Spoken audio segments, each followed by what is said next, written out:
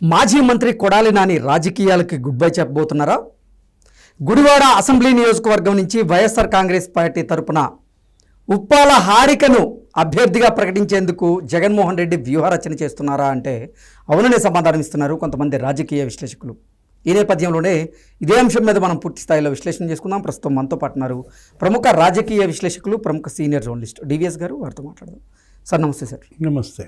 మాజీ మంత్రి కొడాలి నాని ఆయన రాజకీయాలకు గుడ్ బై చెప్పబోతున్నారని, అందులో భాగంగానే ఇప్పుడు వైకాపా అధినేత జగన్మోహన్ రెడ్డి ఈ గుడివాడ అసెంబ్లీ నియోజకవర్గంలో వైఎస్ఆర్సీపీ తరపున అభ్యర్థిగా నిలబెట్టేందుకు ఇప్పుడు ఉప్పాల హారికను రంగంలోకి దించి ఆవిడతో వ్యూహరచన చేస్తున్నారు అన్నట్లుగా కొన్ని వార్తలు వస్తున్నాయి. దీన్ని ఎలా చూడాలి సార్?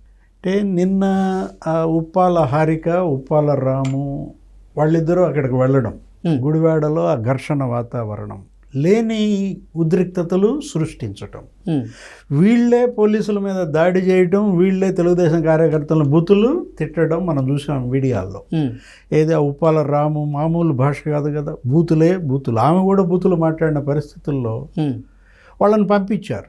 పంపించిన వాహనం మళ్ళీ వెనక్కి తిరిగి వచ్చి మళ్ళీ అక్కడే పెట్టి ఈ రగడ, అంటే మళ్ళీ ఆమె స్టేషన్ దగ్గరికి వెళ్ళడం, ఏడవటం, ఈ నాటకం అంతా చూస్తే జగన్ నాటకం.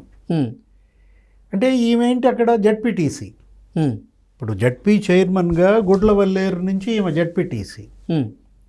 అంటే నాని ఇవాళ రాజకీయాలకి గుడ్ బై చెప్పాడా? ఓకే. ఇప్పుడు మనం చూసాం వంశీ, అతని పరిస్థితి ఏమైందో చూసాం. వల్లభనేని వంశీ జైలుకి వెళ్ళడం, ఇంకా అతను మళ్ళా ఆఫ్ ద స్క్రీన్.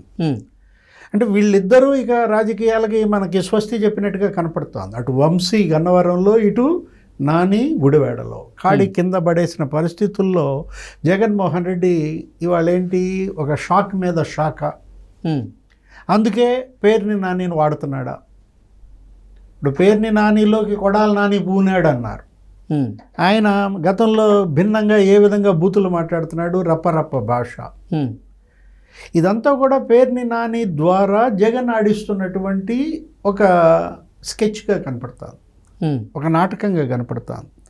అంటే గుడివాడలో వైసీపీ ఇక బీసీ అభ్యర్థి, అందుకే బీసీ ట్యాగ్ని తీసుకొచ్చారు. ఓకే. ఇప్పుడు నాని ఇక నేను కంటెస్ట్ చేయటం లేదు అని చెప్పేయడం. నిన్న కూడా పెడనెల్లి మరి పేరుని నాని ఏం మాట్లాడుతున్నాడు, పెడనలో కూడా 3 నెలల్లో మా వాడు బయటకు వస్తాడు, మిమ్మల్ని కడ్రాయర్లో మిమ్మల్ని నడిపిస్తాడు అంటాడు. అంటే మావాడంటే కొడాలి నాని. ఆరోగ్యం బాగైనాక 3 నెలల్లో వస్తాడంటే ఆరోగ్యం బాగలేదు, ఏదో బైపాస్ సర్జరీ. మొన్న కూడా పోలీస్ స్టేషన్కి వచ్చాడు, ఆ చెస్ట్కి ఏదో ఒక కట్టుకోవటం. అంటే ఇక్కడ నాని అనారోగ్యం ఒకటి, నానిలో అభద్రత భావం ఒకటి. వంశీకి మరి కనపడుతోంది. అతను ఏ విధంగా జైలుకి వెళ్ళాడు, జైలుకి వెళ్ళినాక మరి 140 రోజుల తర్వాత కానీ బయటకు రాకపోవటం, అతనికి జరిగిన ఆ పరిస్థితి చూసి నాని ఇవాళ కాడి కింద పడేసినట్టుగా కనపడుతుంది. అందుకే గుడివాడ ఇన్ఛార్జిగా ఉప్పాల హారికను చేయబోతున్నాడా? దానికి ఇది కర్టెన్ రైజరా? మనం చూసాం గుడివాడ నియోజకవర్గ చరిత్రను గమనిస్తే ఎన్టీ రామారావు అక్కడ గెలిచిన నియోజకవర్గం. ఆయన 2 సార్లు గెలిచారు. ఎవరు? ఎన్టీ రామారావు. లేకపోతే రావి శోభనాద్రి, రావి వెంకటేశ్వరరావు, హరగోపాల్, ఆ కుటుంబం, అదే వాళ్ళ కొడుకులు, వాళ్ళందరూ కూడా ఒక రావి ఫ్యామిలీ ఒక 4 సార్లు గెలిచి ఉంటుంది మొత్తం మీద. కొడాలి నాని ఒక 4 సార్లు గెలిచాడు. అటు తెలుగుదేశం తరపున 2 సార్లు గెలిచాడు, ఇటు వైసీపీ తరపున 2 సార్లు గెలిచాడు. అంటే తెలుగుదేశానికి గట్టి పట్టు ఉన్నటువంటి గుడివాడలో ఏది మళ్ళా బీసీ ప్రయోగం దిక్కయిందా మనకు కనపడుతుంది అన్నమాట. కఠారి ఈశ్వర్ కుమార్ ఒకసారి ఎమ్మెల్యేకి గెలిచాడు. అట్లాగే కఠారి సత్యనారాయణ, ఈశ్వర్ కుమార్ ఫాదర్, ఆయన ఒక 2 సార్లు గెలిచాడు. ఏది ఎన్టీ రామారావు యుగం ప్రారంభం కాకముందు. అంటే ఇప్పుడు మళ్ళా గుడివాడలో బీసీలని రెచ్చగొట్టే అంశమా? బీసీలకి గట్టి పట్టు ఉన్నటువంటి నియోజకవర్గం, ఎస్సీలు కూడా ఎక్కువే. అందుకే కొడాలి నాని ఏం చేశాడు, తెలివిగా జగన్ వైపు వెళ్ళిపోయాడు. కేవలం బీసీ ఎస్సీ ఓట్లు అక్కడ ఇంకా నేను చిరస్థాయిగా గెలవాలన్న ఆరాటంతోనే అతను అప్పట్లో రాజశేఖర రెడ్డి వైపు వెళ్ళడం, ఆపరేషన్ ఆకర్ష్. ఇప్పుడు ఇంకా అది కాస్త వికటించి ఇక తన మార్క్ రాజకీయాలకి కాలం చెల్లింది అని కొడాలి నాని కాడి కింద పడేశాడు. అటు వంశీ అక్కడ గన్నవరంలో అతను కాడి కింద పడేసిన నేపథ్యంలో నాని ఏమన్నాడు, పేరుని నాని ఆరోగ్యం బాగయ్యాక 4 నెలల తర్వాత అయినా వంశీ వస్తాడు, గన్నవరంలో ఇన్ఛార్జిగా బాధ్యతలు తీసుకుంటాడని అక్కడ చెప్పాడు. వంశీ పరామర్శకి వెళ్ళారు వీళ్ళంతా, నీకు గుర్తుండే ఉంటుంది. వాళ్ళ ఇంటికి ఎవరు, అటు పేరుని నాని వెళ్ళాడు, కొడాలి నాని, ఇటు కొడాలి నాని. వెళ్ళిన తర్వాత ఇంకా వంశీ భార్య లేకపోతే వంశీ స్పష్టంగా చెప్పారా? అందుకే 4 ఏళ్ల తర్వాత అయినా అన్నాడా?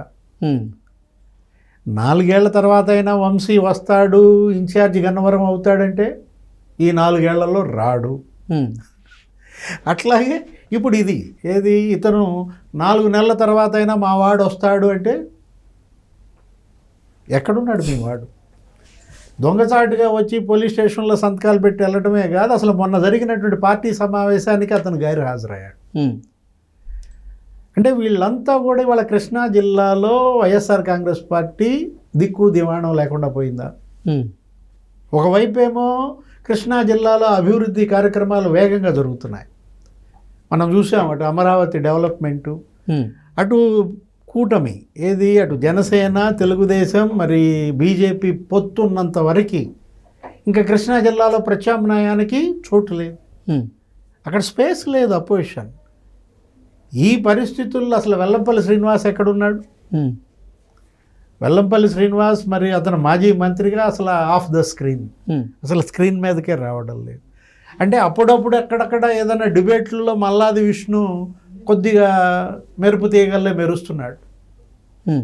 విష్ణు కూడా బాధితుడే కదా. మల్లాది విష్ణు నియోజకవర్గాన్ని ఏం చేశారు, ఆయనకి ఇవ్వకుండా ఆయన ఇబ్బంది పెట్టారు.